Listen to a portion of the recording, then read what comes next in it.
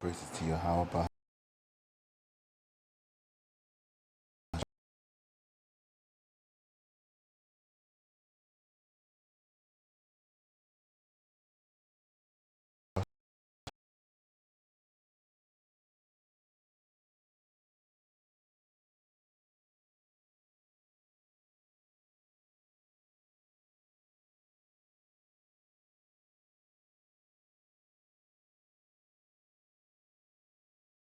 Ruach HaKodesh, or Ruach HaKodesh, is the name of the Holy Spirit in Hebrew. Kodesh meaning holy, Ruach meaning spirit. This is the book of Daniel. I've just got some background from Daniel. Daniel's first, we're going to be doing Daniel chapter 8. The first book, half book of Daniel contains stories I'm reading from a website, about stories in the third person about the experience of Daniel and his friends under King Nebuchadnezzar II, Belshazzar, Darius, and Cyrus II. The second half, mostly written in the first person, contains reports of Daniel's 3 visions and 1 dream. The second half of the book names as another certain Daniel who, according to chapter 1, was exiled to Babylon. The language of the book is in part Aramaic, and later than the Babylon, probably indicates a date of composition later than the Babylonian exile, around 6th century BC. So the 6th century, so 600 BC or 500 BC, 500 years before Daniel. Numerous scholars date Daniel in the first half of the 2nd century BC and relate their visions to the persecution of the Jews under Antiochus IV Epiphanes. I can't say his name, sorry. So we're looking at about 600 BC. So he was prophesied, and we'll get into this later, but his prophecy was 500 years in advance. So he was looking into the future 500 years. So I'm just trying to see. The book takes place. Let's see. In the Roman Catholic Old Testament, the book includes also the prayer of Azariah, sung of the 3 young men, Susanna and Bel and the dragon. Writings considered apocryphal by the Jews and Protestants. Right. So anyway, let's get into it. In the 3rd year, Daniel chapter 8, verse 1. In the 3rd year, the reign of King Belshazzar, which is, King Belshazzar. He died around 539 BC.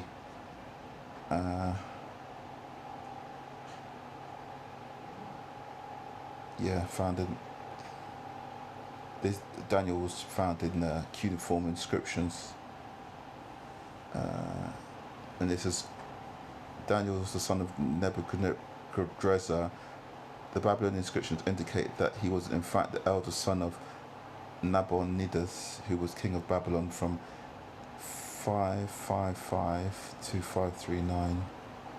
Anyway, we're talking about 500 years before the birth of Christ, and then his predictions were about 100 years before the birth of Christ, before Antiochus and Alexander the Great came bowling in, but we'll get to that. I saw in the vision, it came to pass when I saw that I was at Shushan in the palace. Have a quick look at Shushan, a place in Persia, which is the province of Elam. And I saw in the vision that I was by the river of Ulai. Then I lifted up mine eyes, and I saw, and behold, there stood before the river a ram, which had 2 horns, and the 2 horns were high, but one was higher than the other, and the higher came up last. So if we go into that, about the 2 horns, let's have a quick look. I believe that the 2 horns are the Medes and the Persians.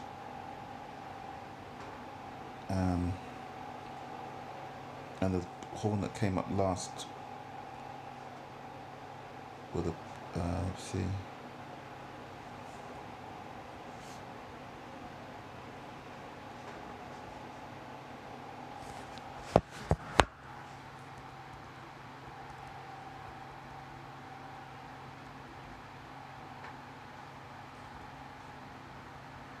yeah, the Medo-Persian Empire, which took Babylonians, uh, they're likened unto where they're looking at Babylon. Assassins all over the place. The two horns of the Medo-Persian Empire, and the second horn that came up last. So the Persians kind of came up after the Medes, and they kind of took more power. I'm gonna have to. I can't read my notes and do this at the same time, so I'm just gonna have to go by memory and confirm through my notes.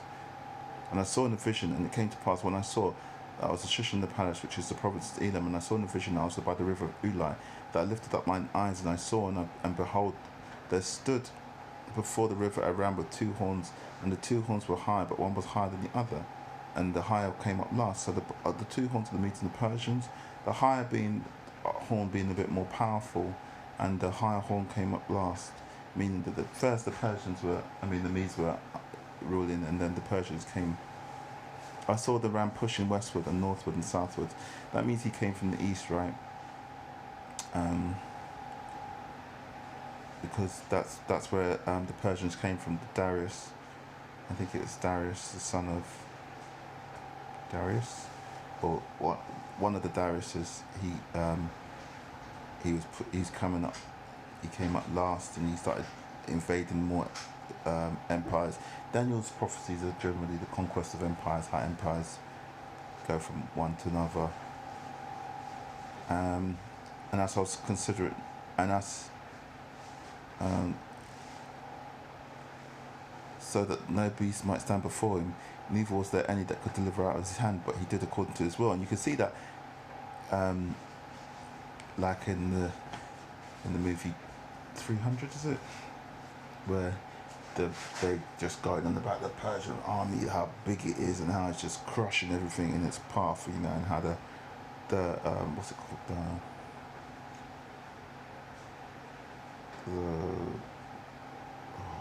what are they called again? Those warriors. The warriors in 300 anyway. It's going to come to me in a minute. Spartans, yeah, who actually were Israelites. How they battled with them, but eventually even they fell to. That's one of the things in 300 a year. You think that they won because of the way they go on about it, but actually eventually they actually fell to them. And I saw the ram pushing westward and northward and southward, so that no beast might stand before him. Neither was there any that could deliver it out of his hand. But he did according to his will and became great. And as I was considering, behold, a he-goat came from the west on the face of the whole earth, and he touched not the ground. And the goat had the notable horn between his eyes, right? So the he-goat is the Greek Empire, and he coming from the west is another indication that it's the Greeks, and touch not the ground. That's meaning, like if you see someone's running, they're spending more time in the air, or you see a horse that's galloping, you could just see its feet in the air all the time. It's basically saying it's blazing across the countries. And the goat had a notable horn between his eyes. The horn was Alexander the Great. The horn being the power of the military, which was led by Alexander the Great. So really the horns are, and you see this also in Revelation, when I talk about the beast of many horns. The horns usually refer to military might. Which can also be seen as empires who wield military might. And it came to the ram that had two horns, which I saw standing before the river, and it ran up to him in the fury of his power. And so I believe there was a battle, maybe one of the 6 Syrian wars, but maybe I'm getting confused. But there was a battle where Alexander the Great and King Darius fought, and it was by a river. And he came to the ram which had 2 horns, which I was seen standing before the river, and he ran to him full fury of his power. And I saw him come close unto the ram, and he was moved to the choler against him. So if you read some of the stories of some of the letters that were exchanged between Alexander and Darius, you see that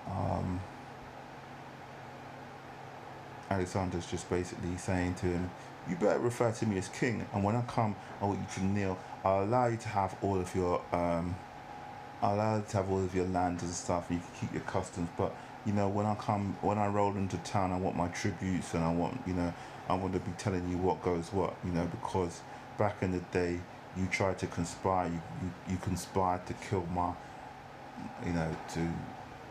to overthrow my government. You kind of got other people to come up against us. So yeah, and you raided and pillaged and busted up some of my cities. So you know what, boy, I will let you.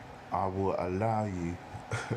I will allow you to be. I'll allow you to hold some of your kingdoms. But when I roll through, you better give me my due respect.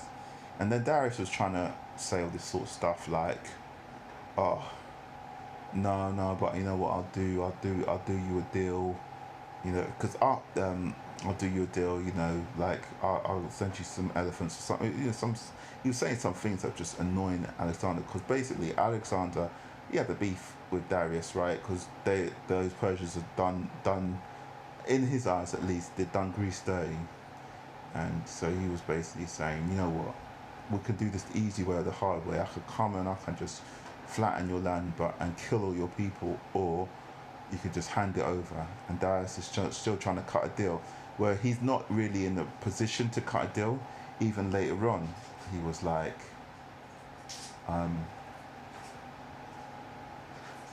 even later on, Alexander, during a war, quite soon before Darius' death, captured Darius' wife and family. And then Darius is like, tell you what, you can have these kingdoms, but you can't have this kingdom, and you got to return my wife to me. And Alexander's like, I've already got your wife, what are you talking about? And I'm just going to take these kingdoms anyway, they're easy to take, so you're in their position too. So Darius is just being rude, trying to get as much as he can out of it, and still trying to make out his king. And Alexander's like, you know what, I'm angry with you, and I'm trying to be nice, and he's getting more and more pissed off with the letters from Darius. Anyway, and he came back to the ram that he had two horns which had been standing before the river, blah blah blah. And I saw him come close unto the ram, and he was moved with choler against him, and smote the ram, and brake his two horns. And there was no power in the ram to stand before him, but he cast him down to the ground and stamped upon him, and there was none that could deliver the ram out of his hand. So in the end, Darius was killed. Yeah, that was also mentioned in, I think, in Maccabees, First Maccabees, talks about around maybe chapter 20, maybe. First Maccabees, chapter 1, verse 20, somewhere around there, chatting about how Alexander did come, and this is written 500 years later. So this is just a testament to how accurate these prophecies were.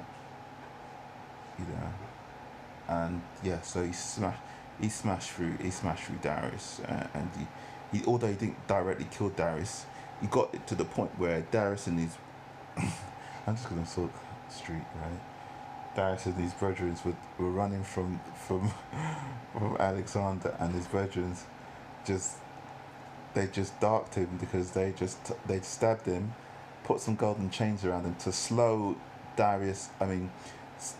Alexander, stop Alexander from catching him. So Alexander kind of halted for a little bit when he saw Darius wounded and in a cage somewhere, and allowed his other brother, I can't remember, something like Bacchaeus or something like that, Bucus or something like that, to escape.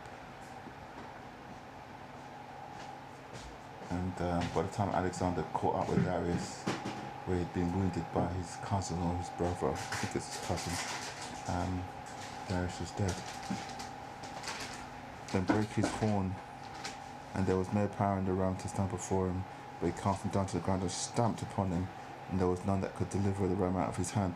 Therefore the he-goat waxed very great. So when he's saying the he-goat waxed very great, that's meaning that he grew very strong and very powerful, because he suddenly had dominion over all the kingdoms that Persia had. And when he was strong, the great horn was broken. So that's another thing where it's a thing in history. This is deep, because this is Daniel calling this out 500 years before, and we're verifying it now from events in history, and we're able to give the breakdown. But He was just calling. He was like, "There's going to be this," because basically Daniel couldn't say, "Oh yeah, there's going to be this dude called Daniel, this dude called Alexander, and he's going to," like, the visions have to appear to him in a way that he can relate it to something that hasn't even happened yet. So he could describe something that hasn't even happened yet. You know, like, that's so hard to do, because if it's 500 years before, there might not even be words for some of the military technology that he was seeing. So a lot of these visions could only be seen in a form of a metaphor. Otherwise, you wouldn't be able to describe it. You'd be saying, yeah, so there was this thing and it had two wheels, and yeah, and the man was shooting these kind of things that looked like arrows, but they had feathers at the back. You can't really describe it. So it's done in a metaphor, so that only in the latter days, which is one of the reasons he broke down these scriptures, had these prophecies, for us to be able to understand the power of his prophecy. Anyway, where was I? The goat waxed very great, and when he was strong, the great horn was broken. So 12 years after Alexander the Great was in rule, he died. So again, scriptures bang on point. And it came up four notable ones towards the four winds of heaven. So remember, so there's the Diadochi, right? Now the Diadochi were all the successors to Alexander's kingdom, and there was a bunch of them. When I looked into it, there were at least six, or between 6 and 8 at least.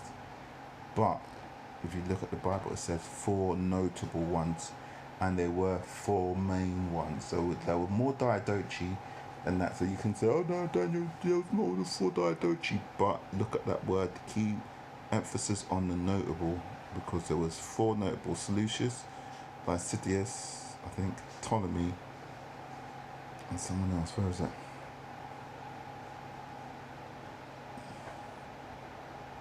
Four generals.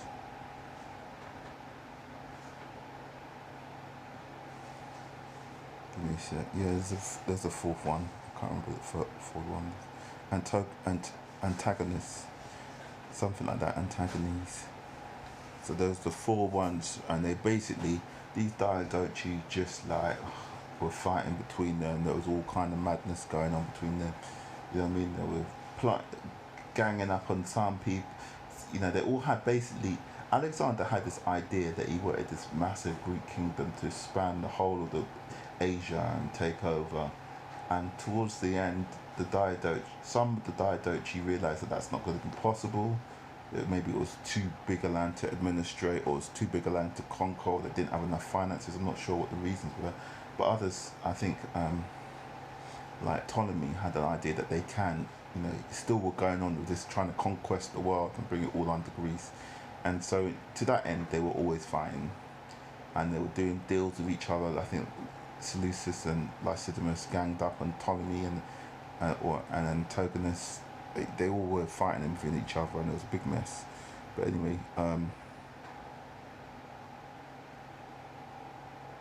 the four notable ones, and out of one of them came forth a little horn, which waxed exceedingly great towards the south and towards the east and towards the pleasant land. So this is, I believe, I can't remember his name now. Epiphanes, the guy who, oh no, it was not Epiphanes, it's Antiochus, the father of Epiphanes, the Epiphanes guy. Let me see if I can get it proper from my notes. Okay.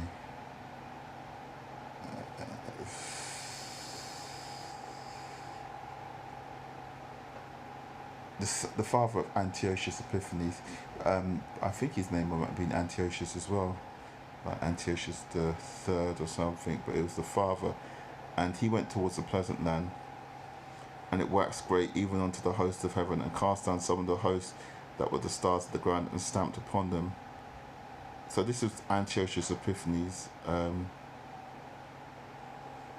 Yeah, yeah, Antiochus Epiphanes actually. He was what the little horn that came out, and basically he went when they say he went to the south towards the Pleasant, and that's he went towards Jerusalem, the home of the Jews, and he started.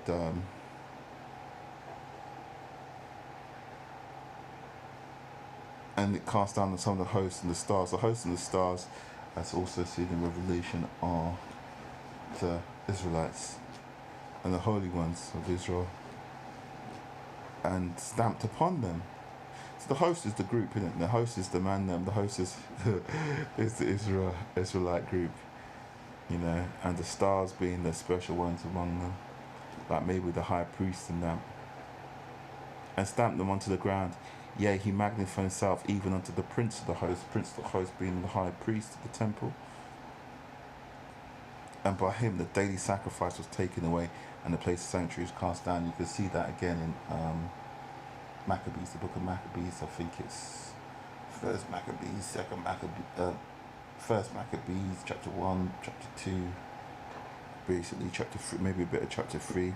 And the host was given, and basically Onias was the high priest in the temple, and he was just doing these deals with him. Like he came with all these smiles, like trying to be nice to them, and then in the end, he just turned on them, started telling them to bring back taxes, started changing all their laws and all that sort of stuff.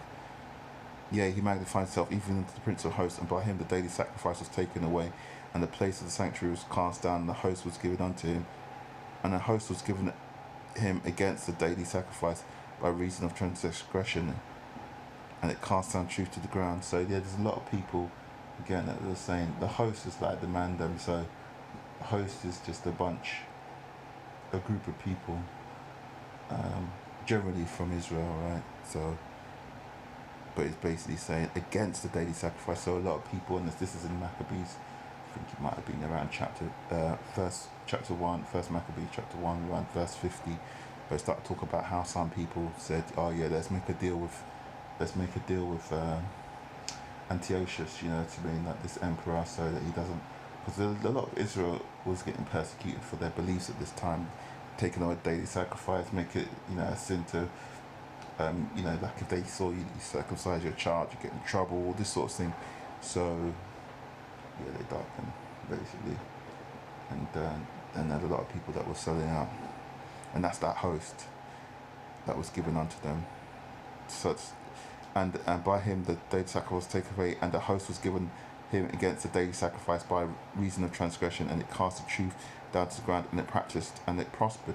And when they say it practiced and it prospered, that means basically not only did that the practice of not doing the temple thing and the, you know, being Hellenized, forgetting your ancient customs, not it means it became the practice, mean it became a habit, and it prospered means it went down through generations, you know, and with it going down through generations, that's where you get the ideas of the Gentiles or the uncircumcision that is taught in, I think it's Ephesians somewhere, talk about uncircumcision, you know, or when Yahushua says, I came for the Gentile and the Jew, do you get me? So he was basically saying, you know what, you uncircumcised yourself. You started circumcised and you uncircumcised yourself. Obviously you can't uncircumcise yourself physically. It's a spiritual uncircumcision. You forgot the covenant, because the circumcision was a sign of the covenant. Uncircumcise yourself. You went back, you know, you took your, as a Tahar would say, you took your shoulder from the plough. Anyway, and I heard one saint speaking, and another, and said unto that certain saint which spake, how long shall be the vision concerning the daily sacrifice and transgression and desolation, to give both the sanctuary and the transgression of desolation, to give both the sanctuary and the host to be trodden under foot? And he said unto me, 2,300 days, then shall the sanctuary be cleansed. So that's about 6 years, and from my calculations, it was about 3 years between the desolation of the temple and the rising of the Maccabees. But I don't know whether it took 3 years. It could have well taken an extra 3 years to have the temple cleansed. It ain't just like the thing, like, you know, like how it ain't like, oh, you came back and you kicked out all them Romans from the, you know, and all the sellouts for the temple, and now the temple's clean again. You're gonna need to do some deep cleaning, you know. It's like if someone if someone came and shat in your kitchen, it ain't like you can just wipe it off. You know what I mean? You're gonna need to scrub that and get that in there. And even after a while, you might have scrubbed it down, and the smell might just be lingering for a bit before, you know, you might need to be scrubbing it for weeks before the smell finally lifts and clears out the kitchen. It's the same thing, right? So even though,